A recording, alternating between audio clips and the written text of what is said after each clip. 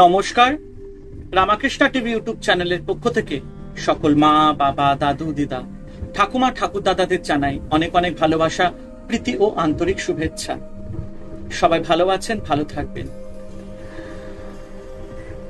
খুব ভালো রেসপন্স পাচ্ছি এই মেডিটেশন ক্লাস থেকে এবং আশা করি আপনাদের সবার ভালো লাগছে।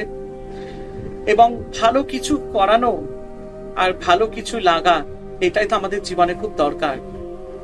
তো চলুন, আজকে আমরা আবার চলে এসেছি মেডিটেশন অনলাইন ক্লাসে। আজকে 6th ক্লাস, 6 নম্বর ক্লাসে আজকে আমরা আসবো, মানে আজকে আমাদের 6 নম্বর সেশন। তো আজকের সেশনে আমরা আলোচনা করব মেডিটেশন সম্পর্কে, এবং আমরা মেডিটেশন সম্পর্কে আলোচনা করছি শ্রী শ্রী রামকৃষ্ণ মিশনের স্বামী সোমেশ্বরানন্দ মহারাজজির ধ্যান শেখা ক্লাস থেকে। তো এই ক্লাসে আজকে আমরা 6th সেশন করব এবং আজকের 3টি প্রশ্ন আছে বেসিক কনসেপ্টসে। প্রথম প্রশ্নটি হচ্ছে, কতক্ষণ ধ্যান করব? ভীষণ ইম্পর্টেন্ট প্রশ্ন। এটা সবাই জিজ্ঞেস করে অনেক সময় যে মেডিটেশনটা অ্যাকচুয়ালি আমরা কতক্ষণ করব। তো এই মেডিটেশনের যে টাইমিংটা, এই বিষয়ে স্বামী সোমেশ্বরানন্দ মহারাজজি বলেছেন, সকাল সন্ধে অন্তত 10 মিনিট করে প্রথম দিকে। বাড়িতে অসুবিধে হলে কোনো শান্ত জায়গায় গিয়ে অভ্যাস করুন, কোনো মন্দিরে বা পার্কে, বাড়ির ছাদে, লনে, যেখানে সুবিধা হয়। এটা কিন্তু একদম ঠিক, যেটা আমি আগের আপনাদের সেশনে বলেছিলাম, যে যতটা নিরালা জায়গা হবে, যতটা নিস্তব্ধ জায়গা হবে, পবিত্র জায়গা হবে, সেখানে মেডিটেশনটা করলে ভীষণ বেনিফিট পাওয়া যাবে। 20-25 দিন পর সময় বাড়িয়ে 11 থেকে 12 মিনিট করে দিন। যেখানে আমরা 10 মিনিট করে করতাম, সেখানে 12 মিনিট, 13 মিনিট করে বাড়িয়ে দিন 20-25 দিন পর। এরকম আস্তে আস্তে বাড়ানোর চেষ্টা করা উচিত। ভালো লাগলে সময় আরো বাড়াতে পারেন। ধীরে ধীরে আধ ঘন্টা করে অভ্যাস করুন। দুবেলা মাটিতে কম্বলের আসনে বসে ধ্যানের চেষ্টা করবেন, যেটা খুবই ভালো হয়। যখন মনের উপর আপনার আধিপত্য আসবে, সকাল সন্ধে 1 ঘন্টা করে বসুন ধ্যান করতে। আসনে বসে 20-25 মিনিট পরে যদি হাঁটুতে ব্যথা করে, তবে পাটা বদলে নিন। যখন একটানা 1-1.5 ঘন্টা করে ধ্যান করতে পারবেন, তখন বুঝবেন যে মনের উপর আধিপত্য বেশ কিছুটা এসে গেছে আপনার। অবভিয়াসলি যখন আমরা প্র্যাকটিস করতে শুরু করবো মেডিটেশনটা, প্রথম খুব অসুবিধা হবে। পিঠ চুলকাচ্ছে, কান শুশুরি দিচ্ছে, নাক চুলকাচ্ছে, নানান রকম, পায়ে ঝিনঝিন ধরেছে, হচ্ছে না, কিন্তু এই কষ্টটা সহ্য করতে হবে, একটু আমাদের সহ্য করতে হবে। এই যে যেটা বললাম, পেশেন্স লেভেলটা আমাদের ভীষণ ভীষণ দরকার। আর যার জন্য কি হয়, আমাদের এই পেশেন্স লেভেলটা যতটা আমরা কন্ট্রোলে রাখতে পারবো, ততটা আমরা প্রত্যেকটা কাজ ঠিকভাবে করতে পারবো। ঠিক আছে?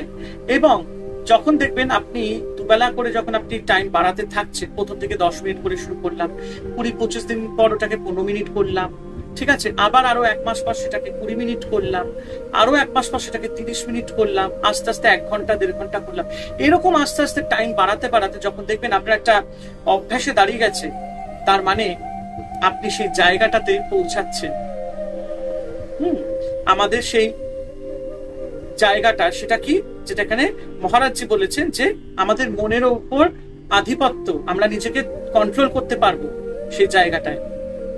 এবং যখন আমরা নিজের উপর কন্ট্রোল করতে পারবো, তখন দেখবেন সেখানে আমাদের রাগ, দ্বেষ, কামনা, বাসনা, লোভ, লালসা, এগুলো সব আস্তে আস্তে বেরিয়ে যাবে। যত নেগেটিভ এনার্জি আছে সব আস্তে আস্তে বেরোতে থাকবে, আর পজিটিভটাকে আমাদের বডি তখন একসেপ্ট করতে থাকবে। তো প্রথম প্রশ্নের উত্তর আমরা পেয়ে গেলাম। এবার আমরা যাব দ্বিতীয় প্রশ্নে। ধ্যান করতে হলে কি গুরু দরকার আছে? গুরুকরণ কি অত্যাবশ্যক? ভীষণ ইম্পর্টেন্ট প্রশ্ন, ভীষণ। এটা অনেকেই জিজ্ঞেস করে প্রশ্নটা, যে ধ্যান করতে হলে কি গুরু দরকার আছে? গুরু ছাড়া কি মেডিটেশন করা যায়? তো গুরুকরণ কি অত্যাবশ্যক? তো উত্তরে স্বামী সোমেশ্বরানন্দ মহারাজজি বলছেন, যে কোনো ব্যায়ামাগার বা জিমনেজিয়ামে যান, সদস্য হতে গেলে আপনাকে সেখানে কোনো ইনস্ট্রাক্টর বা গাইডার নির্দেশ দেবেন এবং তাদের মতো আপনাকে ব্যায়াম করতে হবে। কেন? বই তো আছে যা পড়ে নিজে নিজে এক্সারসাইজ করা যায়, তাহলে ইনস্ট্রাক্টর কেন? আসলে বইয়ে সবকিছু লেখা থাকে না, লেখা সম্ভব নয়। প্রত্যেক মানুষেরই নিজস্ব বৈশিষ্ট্য আছে, শারীরিক এবং মানসিক। ইনস্ট্রাক্টর এগুলি দেখে প্রত্যেককে আলাদা আলাদা ভাবে গাইড করেন। একদম ঠিক কথা বলেছেন। দেখুন, এই যে আমি বইটার থেকে যে সেশনগুলো আমি করাচ্ছি এবং যে বেসিক কনসেপ্ট গুলো এখান থেকে আমরা বুঝছি, সেটা অবশ্যই আমরা সেখান থেকে আমরা আন্ডারস্ট্যান্ডিং করে সেই কাজটা আমরা করছি। কিন্তু কিছু কিছু জিনিস আছে যেগুলো শুধু বইয়ের মাধ্যমে নয়, আরো কিছু পার্সোনাল জিনিস আছে যেগুলো আমাদেরকে একজন গাইডেন্সের দরকার, একটা গাইডের দরকার, একটা ইনস্ট্রাকশনের দরকার। তার জন্য আমাদের কার দরকার? ইনস্ট্রাকশন এবং প্রপার গাইডেন্সের জন্য একজন গুরুর দরকার। যেমন আমরা স্কুলে যাই কেন? পড়াশোনা করতে। তো আমরা বলতে পারি বাড়িতে ল্যাপটপ আছে, ও গুগলস থেকে আমরা সমস্ত কিছু ইনফরমেশন নিয়ে জ্ঞান লাভ করে নেব, স্কুলে যেতে হবে না, পরীক্ষাও দিতে হবে না, নলেজ এমনিতে বাড়তে থাকবে। তা কি করে হয়? না, গুরুর দরকার, একটা টিচারের দরকার পড়ে। টিচার একটা স্টুডেন্টকে তাকে ভালোভাবে শিক্ষা দেবে, বইয়ের নলেজের সাথে সাথে তাকে প্র্যাকটিক্যাল নলেজ গুলো তাকে শেখাবে। একটা লাইফে এগোতে গেলে প্র্যাকটিক্যাল এক্সপিরিয়েন্সটা কি? বুকিশ নলেজ তো আমরা এমনিতেই পেয়ে যাচ্ছি, কিন্তু প্র্যাকটিক্যাল এক্সপিরিয়েন্সটা সেটা খুব দরকার আমাদের লাইফে। কারণ শুধু বুকিশ নলেজ আমাদের লাইফ লিড করলে চলবে না, প্র্যাকটিক্যাল এক্সপিরিয়েন্স দরকার। এই জন্য আমরা বলি না যে প্রত্যেকটা ধাপে আমাদের উতার চড়াও আছে, আপ এন্ড ডাউন আছে। তো যতক্ষণ না সেই আপস এন্ড ডাউনস গুলো আমরা ফিল করছি বা এক্সপিরিয়েন্স হচ্ছি, ততক্ষণ আমরা লাইফে কিছু অ্যাচিভ করতে পারবো না। ধাক্কা খেতে খেতে মানুষ শেখে, তো ধাক্কাটা তো খেতেই হবে। প্রথম দিকে তো একটু কষ্ট হবে, তারপরে তো সব ঠিক। তো তার জন্য অবভিয়াসলি আমাদের একটা গুরুর বা একটা গাইডেন্সের ভীষণ ভীষণ দরকার। গুরুত্ব অবশ্যই দরকার লাইফে। ধ্যানের ব্যাপারেও ঠিক একই কথা। আরেকটা পয়েন্ট, ধ্যান যতই এগোবেন নানা রকম নতুন নতুন অবস্থার মুখোমুখি হবেন। এই অবস্থাগুলি এলে কি করবেন আপনি, তা তিনি বলতে পারবেন, সাহায্য করতে পারবেন, যিনি এই বিষয়ে অভিজ্ঞ। এর জন্য গুরু থাকলে আপনার সুবিধা হবে একদম। তো দেখুন, মহারাজজি বলছে যে ধ্যানে আপনি যতই এগোবেন নানান রকম নতুন নতুন অবস্থার আপনি মুখোমুখি হবেন। কিন্তু এই অবস্থাগুলিতে আপনি কি করবেন? যখন আপনার কাছে নতুন নতুন সিচুয়েশন আসবে, মেডিটেশন করতে করতে অনেক হয়তো প্রবলেমস দেখা দিতে পারে, অনেক কিছু হয়তো অলৌকিক ঘটতে পারে, বা অনেক কিছু আপনি ফিল করতে পারেন। কিন্তু সেগুলো জানার জন্য কি আপনার এই বইটা দরকার পড়বে? না, তার জন্য কিন্তু আপনার একজনকে দরকার পড়বে। সেটাকে সে হচ্ছে গুরু। গুরুই আপনাকে নির্দিষ্ট পথ আপনাকে দেখিয়ে দেবে মেডিটেশনে। গুরুই আপনাকে সমস্ত কিছু বলে দিতে পারবে যে কেন হচ্ছে, কি ঘটছে, কি নতুন জিনিস আপনার জীবনে ঘটতে চলেছে, সেটাকে আপনাকে কিভাবে ইউটিলাইজ করতে হবে আপনার লাইফে। তো অনেক রকম পরিস্থিতি আছে যেগুলো আমাদের জানার দরকার। তার জন্য শুধু বই নয়, একজন প্রপার গাইডেন্সের দরকার। সেই গাইডেন্সটা কে দিতে পারে? আমাদের গুরু মহারাজজিরা দিতে পারে। এই জন্য গুরু থাকলে আপনার আর অসুবিধা হবে না, বরং সুবিধেই হবে। তবে কি গুরু ছাড়া মুক্তি সম্ভব নয়? বুদ্ধদেব, মহর্ষি রমন, আনন্দময়ী মা, অশোক প্রমুখ অনেকেই চরম সত্য লাভ করেছিলেন কোনো গুরু না থাকা সত্ত্বেও। আপনি যদি তেমনি খুবই উচ্চ স্তরের সাধক হন, তবে গুরুকরণ না হলেও চলবে। ব্যাপার কি জানেন? MA পাশ করতে হলে আপনি রেগুলার ছাত্র হিসেবে পরীক্ষা দিতে পারেন, প্রাইভেট অ্যাকাউন্টেন্ট বা প্রাইভেট ক্যান্ডিডেট হিসেবেও। কি করবেন সেটা আপনাকে ঠিক করতে হবে। এক্স্যাক্টলি।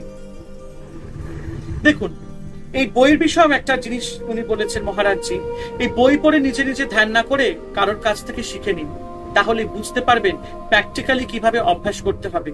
কোনো গুরু, গাইড বা ইনস্ট্রাক্টরের কাছে শিখুন, তাহলে কোনো অসুবিধা হবে না, কোনো সমস্যা দেখা দেবে না, অভিজ্ঞ লোকের কাছেই শিখবেন। তো দেখুন কতটা রিয়ালিটি এখানে আমাদের কাছে মহারাজজি তুলে ধরেছে। মন শান্ত হয় আশাটাই শেষ কথা নয়, বরং বলা যায় প্রথম অবস্থা। এরপরেই শুরু হয় প্রকৃত সাধনা, এবং এটা যেন বিশাল সমুদ্রে একা একা নৌকো নিয়ে চলা। তখন অনেক কিছু, অনেক অভিজ্ঞতা নিজে নিজে হতে পারে। আপনি যেন চুপ করে বসে আছেন, আর একের পর এক পর্দা ফাঁস বা পর্দা সরে যাচ্ছে সামনে থেকে। আপনি যেন চলেছেন অজানা জগতে। আমি বোধেরও পরিবর্তন হতে থাকে সে সময়।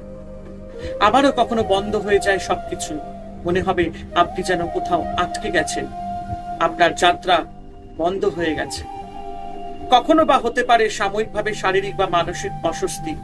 মনের মধ্যে যেন ঘূর্ণিবর্ত চলছে, একটা সাইক্লোন তুফান চলছে। আপনি যেন বুঝতে পারছেন না কি করবেন আপনি।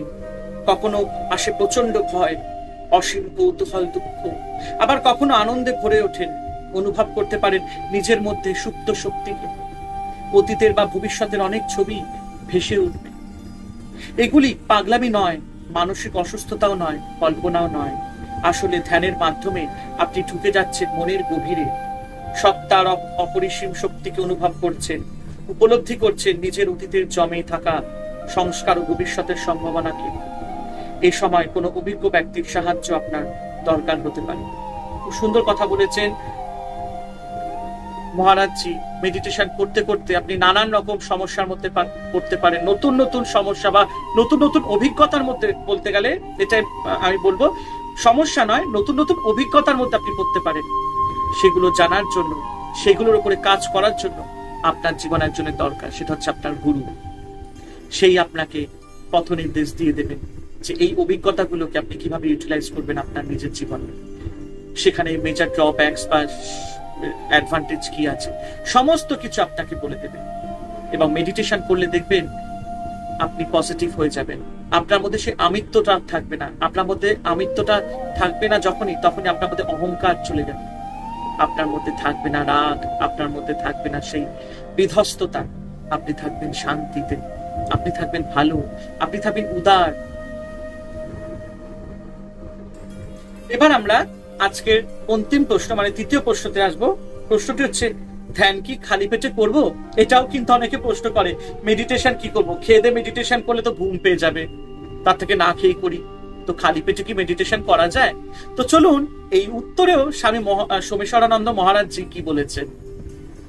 হালকা কিছু খেয়ে নেবেন, চা ও 2টা বিস্কুট কিংবা একটা কলা বা আপেল। ব্রেকফাস্ট বা বিকেলের টিফিনের পর অন্তত 1.5 থেকে 2 ঘন্টা বাদ দিয়ে ধ্যান করতে পারেন। লাঞ্চ বা ডিনারের পর ঘন্টা 4 বাদে। উপোসের দিন হলে জল খেয়ে নেবেন ধ্যানের আগে। একদম ঠিক। অনেক সময় কি হয়, মেডিটেশন করতে গেলে খালি পেটে আপনার মাথা ঘুরবে, শরীর একটু অসুস্থ বোধ করবে। একদম সেটা করবেন না। খালি পেট একদম থাকবে না। নয় একটুখানি চা বিস্কুট বা একটা কলা খেয়ে নেবেন, তারপরে আধ ঘন্টা পর কি 1 ঘন্টা পর একটু মেডিটেশন শুরু করবেন। লাঞ্চ ডিনার করলে তাহলে অন্তত 4 ঘন্টা পর করবেন। ঠিক আছে, হালকা কিছু একটু খেয়ে নেবেন মেডিটেশন করার আগে, যাতে আপনার শরীর যাতে দুর্বল না হয়ে পড়ে। অনেক কিছু শারীরিক ব্যাপার আছে, তাই জন্য তো মহারাজজি বলছেন গুরুর নির্দেশ নিন, গুরুর আদেশে, গুরুর নির্দেশে মেডিটেশন করুন। উনি আপনাকে ঠিক ভাবে বলে দিতে পারবে কিভাবে আপনি মেডিটেশন করলে আপনার মেডিটেশনটা ভালো করে হবে, আপনি আরো ভালো মেডিটেশন করতে পারবেন। তাহলে দেখুন, আমরা বইতে শুধু বুকিশ নলেজটা পাচ্ছি, যেখানে একটা সাধারণ বেসিক কনসেপ্ট আমরা পাচ্ছি, কিন্তু তার সাথে সাথে আরো কিছু নলেজ আমরা আজকে পেয়ে গেলাম, যেখানে আমাদের সত্যি বোঝা গেল যে বুকিশ নলেজের সাথেও কিন্তু আমাদের প্র্যাকটিক্যাল নলেজটা খুব দরকার। তার জন্য আমাদের একটা প্রপার গাইডেন্স দরকার, প্রপার নির্দিষ্ট একটা সময় দরকার মেডিটেশন করার জন্য। এবং মেডিটেশন করার সময় আমাদের ঠিক করে একটুখানি লাইটলি খাওয়া দাওয়া করে নেওয়া উচিত। তো এই জিনিসগুলো, বেসিক কনসেপ্ট গুলো আমাদের একটু জেনে নেওয়া উচিত। তো আজকে কিন্তু আমরা এই স্বামী সোমেশ্বরানন্দ মহারাজজির মাধ্যমে কিন্তু আমরা আজকে এই ইনফরমেশন গুলো পেলাম। এবং সবাইকে অনুরোধ করবো, যারা যারা আমার আগের সেশন গুলো মিস করেছেন মেডিটেশন অনলাইন ক্লাসে, তারা কাইন্ডলি আমার রামাকৃষ্ণা টিভি ইউটিউব চ্যানেলে মেডিটেশন প্লে লিস্টে চলে যাবেন এবং সেখানে গিয়ে আপনারা আমার অনলাইন সেশনের বাকি আগের 5টি সেশন যা হয়েছে সেগুলো আপনারা দেখে নিতে পারবেন। হরে কৃষ্ণ কৃষ্ণ কৃষ্ণ হরে হরে, হরে রাম রাম রাম হরে হরে। জয় শিব শম্ভু, জয় দেবী দুর্গা দুর্গাতি নাশিনী, জয় মা কালী।